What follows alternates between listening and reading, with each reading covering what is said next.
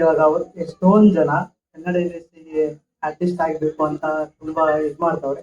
ಅವ್ರ ಬಗ್ಗೆ ಯಾವ ರೀತಿ ಬರ್ಬೋದು, ಮತ್ತೆ ಬಂದಾಗ ಯಾವ ರೀತಿ ಇದನ್ನು ಒಂದು ಆಪ್ಷನ್ ಅಂತ ಇಟ್ಕೊಬೇಕಾ, ಇಲ್ಲ ಹೆಂಗೆ ಏನಂತ ಹೇಳಕ್ ಇಷ್ಟಪಡ್ತೀರಿ? ಅಂದ್ರೆ ಇವಾಗಿನ ಮಕ್ಕಳು ಹೇಗೆ ಹೊಸಬ್ರು ತುಂಬಾ ಅವರು ನಮ್ಮೆಲ್ಲರಿಗಿಂತನೂ ತುಂಬಾ ಬುದ್ಧಿವಂತರು. ಇವಾಗ ನಾವೆಲ್ಲ ತುಂಬಾ ಕಷ್ಟಪಟ್ಟು ಈ ಫೀಲ್ಡ್ ಬಂದು ಈ ಲೆವೆಲ್ ಬಂದಿದ್ದೀವಿ.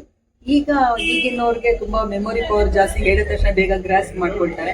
ಬಟ್ ಏನಂದ್ರೆ ಇದರಿಂದನೇ ಜೀವನ ನಡೆಯೋದು ಅನ್ನೋ ಮಟ್ಟಿಗೆ ಸ್ವಲ್ಪ ಕಷ್ಟ. ಈಗಿನವ್ರಿಗೆ ರಾತ್ರಿ ಆಗಿ ಬೆಳಿಗ್ಗೆ ಹೇಳೋದ್ರೊಳಗಡೆ ಹೆಸರು ಬಂದ್ಬಿಡ್ಬೇಕು, ಆ ತರ ಕಷ್ಟ ಇಲ್ದಲೇನೆ ಸಿಕ್ಕತ್ತೆ. ಬಟ್ ನಮ್ಗೆ ಹೆಂಗೆ ಅಂದ್ರೆ ನಾವು ತುಂಬಾ ಕಷ್ಟಪಟ್ಟಿದ್ದೀವಿ ಇದರಲ್ಲಿ. ಅವ್ರಿಗೆ ಏನಂದ್ರೆ ಅವ್ರಿಗೇನು ಕಿವಿ ಮಾತಿ ಹೇಳೋದ್ ಏನು ಅಂತಂದ್ರೆ ಬನ್ನಿ, ಆದ್ರೆ ಒಂಥರ ಓವರ್ ನೈಟ್ ನಿಮ್ಗೆ ಹೆಸರು ಮಾಡ್ಬಿಡ್ಬೇಕು, ಓವರ್ ನೈಟ್ ನಿಮ್ಗೆ ದುಡ್ಡು ಮಾಡ್ಬಿಡ್ಬೇಕು, ಹಂಗಲ್ಲ.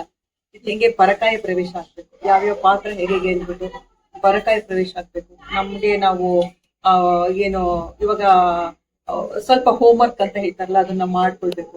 ಸುಮ್ನೆ ಬಂದು ಇದರ ಮುಂದೆ ನಿಂತ್ಕೊಳಕ್ ಆಗೋದಿಲ್ಲ, ಕ್ಯಾಮ್ರಾ ಮುಂದೆ ನಿಂತ್ಕೊಳಕ್ ಆಗೋದಿಲ್ಲ.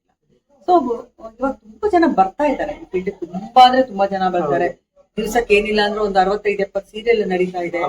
ಸೊ ಬೇಕಾದಷ್ಟು ಇದು ಒಂಥರ ದೊಡ್ಡ ಇದು, ಎಲ್ಲಾರು ಇದೊಂದು ಒಂಥರ ಎಲ್ಲಾರು ವೆಲ್ಕಮ್ ಮಾಡುವಂತ ಜಾಗ ಇದು. ಆಗ್ಲಿ ಎಲ್ಲಾರು ಬಂದು ಖಂಡಿತ ಮಾಡ್ಬೋದು, ಅವರ ಜೀವನನ ಇದರಲ್ಲಿ ರೂಪಿಸ್ಕೊಳ್ಬೋದು.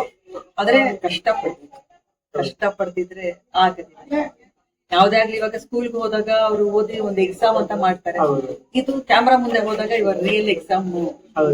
ಸೊ ಸ್ವಲ್ಪ ಕಷ್ಟ ಪಡ್ಬೇಕು, ಹೋಮ್ ವರ್ಕ್ ಮಾಡ್ಕೋಬೇಕು, ತಾಳ್ಮೆ ಮೇನ್ ತಾಳ್ಮೆ ಇರ್ಬೇಕು. ತಾಳ್ಮೆ ಇಟ್ಟು ಅಂದ್ರೆ ಖಂಡಿತ ಯಾರೇ ಆಗ್ಲಿ ಈ ಫೀಲ್ಡ್ ಅಲ್ಲಿ ಖಂಡಿತ ಮುಂದೆ